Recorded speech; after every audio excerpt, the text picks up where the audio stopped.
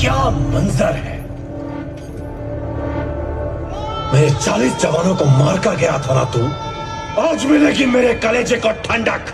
General साहब, मेरे बेटे को छोड़ दीजिए, वो बेकसूर है। तुम्हारी लड़ाई मुझसे है, मैं तुम्हारे सामने खड़ा हूं।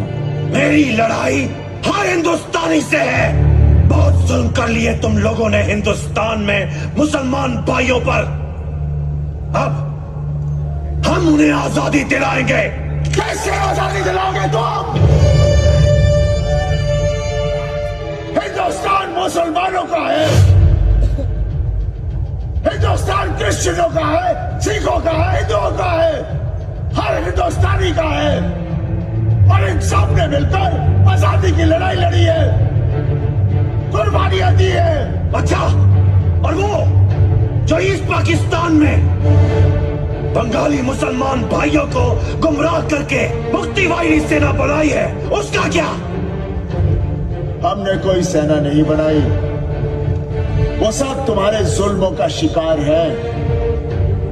अरे तुम्हारे सिपाहियों ने 30 लाख बंगाली मुसलमानों का कत्ल कर दिया, वहां की औरतों पर अत्याचार किया। नहीं, सब झूठ है। तो वो क्या है? 1 करोड़ शरणार्थी हिंदुस्तान में हैं। वो तुम्हारे ही लोगों ने दुनिया को दिखाने के लिए स्केच किया है। झूठ बोलना बंद कर जनरल, ये सियासी खेल बंद कर, मुसलमानों का आका बनना बंद कर। अगर यहाँ के लोगों को दोबारा मौका मिले ना हिंदुस्तान में बसने का, तो आधे से ज्यादा पाकिस्तान खाली हो जाएगा।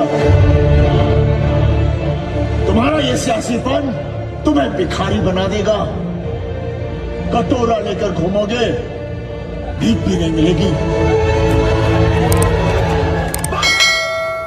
बहुत हो गई बकवास, बांध दो बाप को भी बेटे के साथ तोप के मुंह में। देखते हैं आज ये क्या उखाड़ता है।